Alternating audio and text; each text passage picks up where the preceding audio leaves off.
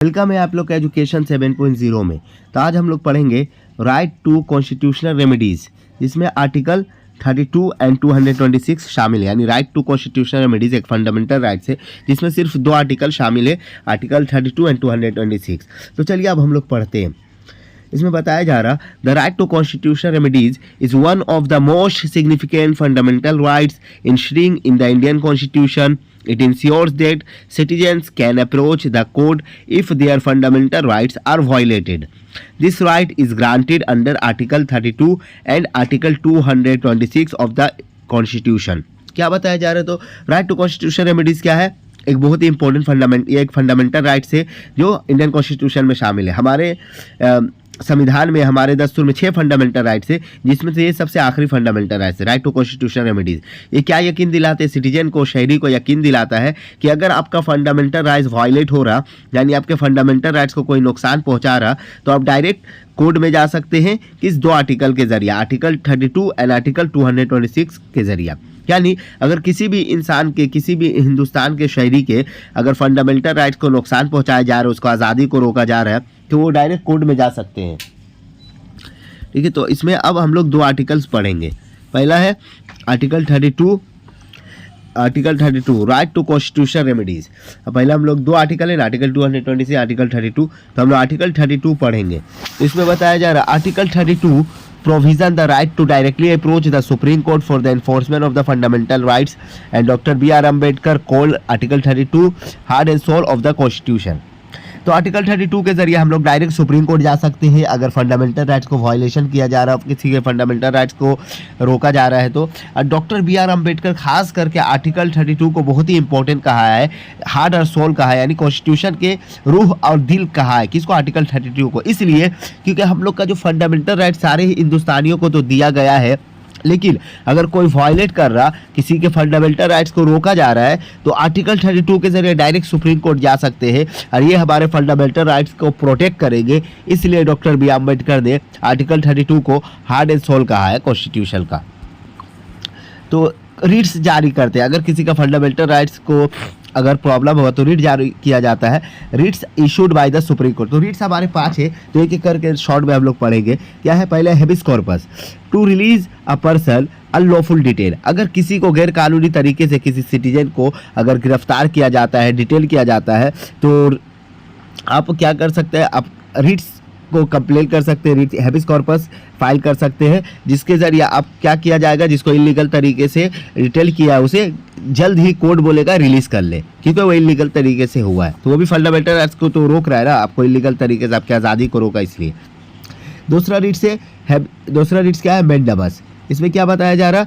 To direct a public official to perform their duty. अगर कोई government employ है, वो अपने काम को सही से नहीं कर रहे हैं, तो हमारे पास राइट है कि हम उसको बोले कि अपने काम को वो सही से करे। जैसे समझिए म्यूनसिपैलिटीज़ है, उसका काम है कि पानी सप्लाई करना, अगर वो पानी सप्लाई नहीं कर रहे हैं या 1-2 दिन रोक दिए बगैर किसी खास वजह के, तो अब क्या कर सकते हैं? आप रिट्स फाइल कर सकते हैं मैंडेमस का, जिसके जरिए क्या होगा, उसके ऊपर कार्रवाई की जाएगी। उसके बाद तीसरा रिट्स है prohibition, to stop a lower court from the exiting its jurisdiction. यानी और कोई लोअर कोर्ट है, कोई बड़ा फैसला, कोई बड़ा केस पे फैसला सुनाने जा रहा है, तो अगर हाई कोर्ट या सुप्रीम कोर्ट चाहे तो उस लोअर कोर्ट को रोक सकते हैं फैसला सुनाने से, और कहेंगे कि ये इसका जजमेंट जो मैं दूंगा आप रहने दीजिए। यानी लोअर कोर्ट को रोक दिया जाएगा उस केस में फैसला सुनाने में, जो बड़ा केस है और उनके पास गए हैं। ठीक है। तीसरा है सर्टियोररी। इसमें क्या बताया जा रहा? To transfer a case to a higher court और quash and the illegal order. देखिए हम लोग में क्या है, पिरामिडल सिस्टम है कोर्ट का, कि अगर आप डिस्ट्रिक्ट कोर्ट से सेटिस्फाई नहीं है तो आप हाई कोर्ट में जा सकते हैं, हाई कोर्ट के फैसले से, जजमेंट से सेटिस्फाई नहीं है तो आप सुप्रीम कोर्ट में जा सकते हैं। तो अगर आपको समझिए, मान लीजिए डिस्ट्रिक्ट कोर्ट को फैसला दिया, वो आपके हक में नहीं था, आपके फेवर में नहीं था, आप सेटिस्फाई नहीं थे, तो अब क्या कीजिएगा? हायर कोर्ट जाइएगा, और हायर कोर्ट चाहे तो डिस्ट्रिक्ट कोर्ट के फैसले को बदल सकता है। किस लिए? अगर उसमें कुछ इलीगल ऑर्डर यानी कुछ लीगली तौर पर कुछ चूक हुआ होगा लोअर कोर्ट से, तो उसमें क्या होगा? हायर कोर्ट जो है उस केस को, उसके फैसले को बदल सकते हैं। ठीक है, इसीलिए 3 तरीका से दिया गया ऊपर से नीचे आने का, नीचे से ऊपर जाने का। ठीक है। लास्ट क्या है? quo warranto। इसमें क्या बताया जा रहा, to question the legality of a person holding a public office. समझिए कोई बड़ा ओहदा पर कोई बैठा है और वो समझिए फॉर एग्जांपल हम दे रहे हैं, चलिए आईपीएस बनने के लिए क्या है, यूपीएससी आपको क्रैक करना होगा। अगर कोई आईपीएस बन गया और आपको पता है कि यूपीएससी क्रैक नहीं किया, आप इलीगल तरीके से या रिश्वत देकर वो बैठ गया, तो आपके पास ये राइट्स होगा कि आप उससे पूछ सकते हैं आप किस ओहदे से, किस पोजीशन से आप यहाँ पर बैठे, आपके क्या क्वालिफिकेशन है, आप पूछ सकते हैं। अगर आपको डाउट हुआ तो क्या होगा, आप रिट्स क्वो वारेंटो का फाइल करेंगे उसके खिलाफ। इसके बाद क्या है, अब लास्ट आर्टिकल है आर्टिकल 226। इसका भी काम वही, ये भी फंडामेंटल राइट्स को ही बचाते हैं। तो आप हाई कोर्ट भी जाते हैं, सुप्रीम कोर्ट। इसमें क्या बताया जा रहा, article 226 empowers high courts to issue writs not just for the enforcement of the fundamental rights but also for any other legal right. This means high court have a broader power compared to the Supreme Court under Article 32. तो इसमें क्या बताया जा रहा है कि article 226 क्या है, हाई कोर्ट को ये पावर देता है कि वो भी रिट्स इशू कर सकते हैं। रिट्स हम लोग पढ़े थे ऊपर में, habeas corpus, mandamus, prohibition, certiorari and quo warranto. तो हाई कोर्ट के पास पावर है कि रिट्स इशू कर सकते हैं अगर किसी के फंडामेंटल राइट्स को नुकसान पहुंचाया जा रहा है तो, ठीक है। इसके पास में लीगल राइट्स थे और इसका मतलब ये होता है कि हाई कोर्ट के पास भी बहुत ज़्यादा पावर मिल जाता है सुप्रीम कोर्ट के जरिए। सुप्रीम कोर्ट के मुकाबले में हाई कोर्ट के पास भी पावर मिलता है रिट्स में कि वो भी 5 रिट्स इशू कर सकते हैं।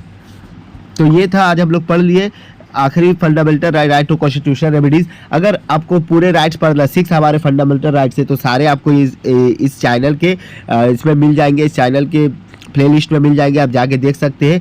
पूरा ऊपर से नीचे तक 6 राइट मैंने एक्सप्लेन किया है। अगर आपको ये वीडियो अच्छा लगा तो आप कमेंट्स में बताइए और लाइक एंड सब्सक्राइब ज़रूर करें। Thank you.